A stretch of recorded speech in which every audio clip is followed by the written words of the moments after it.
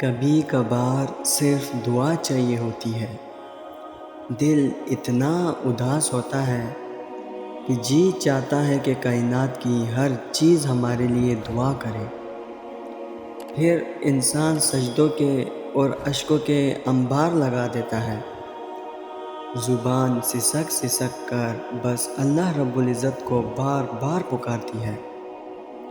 بے بسی کا ایسا عالم ہوتا ہے کہ ہر لمحہ 1000 صدیوں کے برابر لگنے لگتا ہے۔ پھر یوں محسوس ہوتا ہے جیسے زندگی اس ایک لمحے میں آ کر رک سی گئی ہو، جیسے سانس تھم سی گئی ہو۔ پھر نہ دلاسے چاہیے ہوتے ہیں، نہ ہمدردی چاہیے ہوتی ہے۔ پھر تو بس اس دل کو سکون چاہیے ہوتا ہے۔ پھر بس ایک ایسا لمحہ چاہیے ہوتا ہے جو قبولیت کا لمحہ ہو۔ آنکھیں معجزے کے لیے ترس جاتی ہیں۔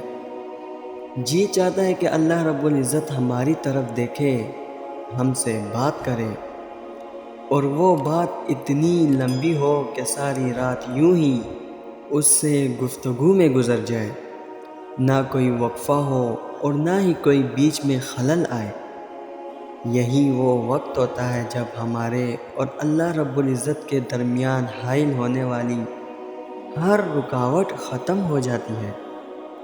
اللہ رب العزت ہمارے روبرو ہوتا ہے اور ہم اللہ رب العزت کے روبرو سر جھکائے بس چپ چاپ بیٹھ جاتے ہیں۔ نہ کوئی سوال کرتے ہیں، نہ ہی کوئی گلہ۔ چاروں طرف بس خاموشی ہی خاموشی ہوتی ہے۔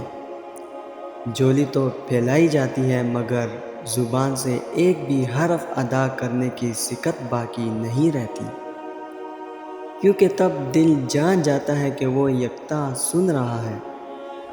بس پھر ساری مرادیں سن لی جاتی ہیں، ساری جولیاں بھر دی جاتی ہیں۔ ترستی ہوئی نگاہوں کے لیے معجزوں کی آمد ہوتی ہے۔ گمان سے لے کر مقدر تک ہر شے بدل دی جاتی ہے، تو فیکون کی نوازشیں کر دی جاتی ہیں۔ پھر بگاڑنے والوں کی بگڑ جاتی ہے اور بگڑے ہوئوں کی قسمت سنور جاتی ہے۔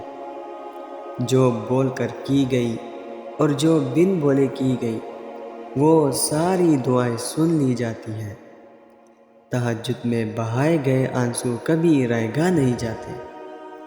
یاد رکھو تمہاری زندگی بھی رات اور دن سے مشابہت رکھتی ہے، کبھی اتنی روشن اور پرسکون کہ ہر طرف خوشیوں کے اجالے بکھرتے ہوئے نظر آتے ہیں۔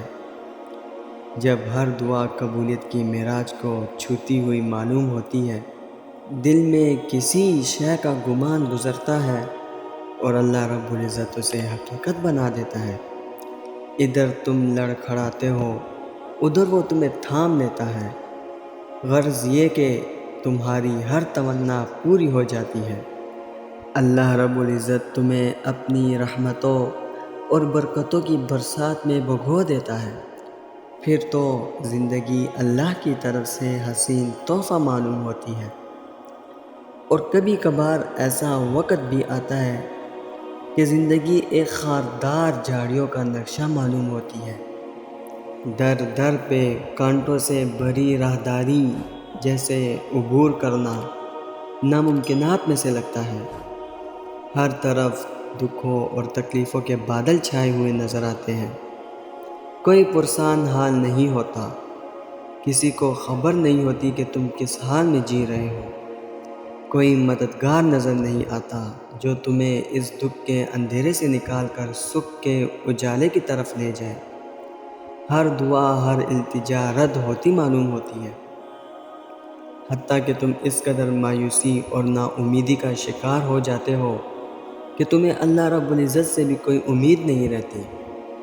تمہارا بھروسہ اس ذات پر ٹوٹنے لگتا ہے، تمہارا اس کے کن پر یقین ڈگمگانے لگتا ہے، اور تم شدت سے موت کی التجا کرتے ہو، جیسے آگے کا سفر بہت آسان ہے، جیسے تم سے کوئی پوچھ نہیں کی جائے گی، جیسے پل صراط کی سختی تمہارے لیے کوئی معنی نہیں رکھتی۔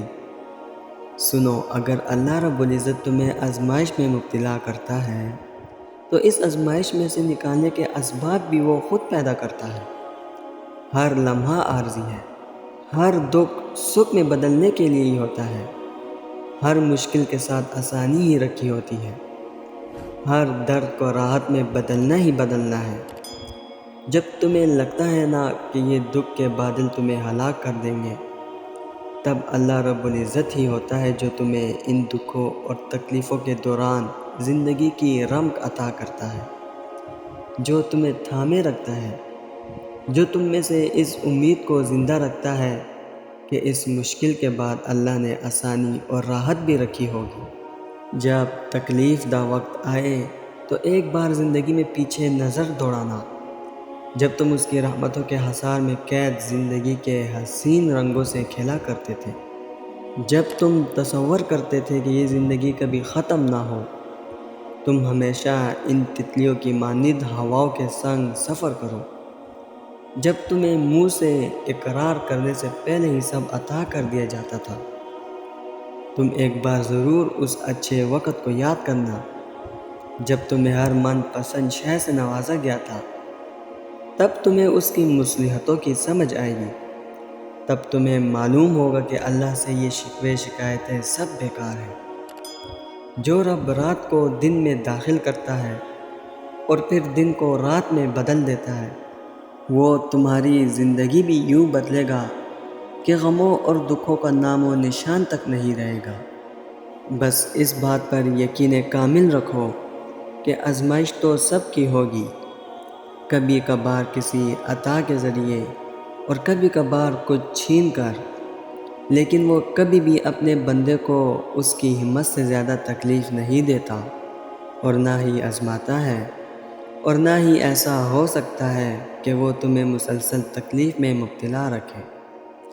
دعاؤں کی قبولیت کا بھی ایک وقت مقرر ہے، اور دیری کسی حکمت کے تحت ہی ہوتی ہے، ورنہ وہ اپنے در پر آئی ہوئی صداؤں کو رد نہیں کرتا۔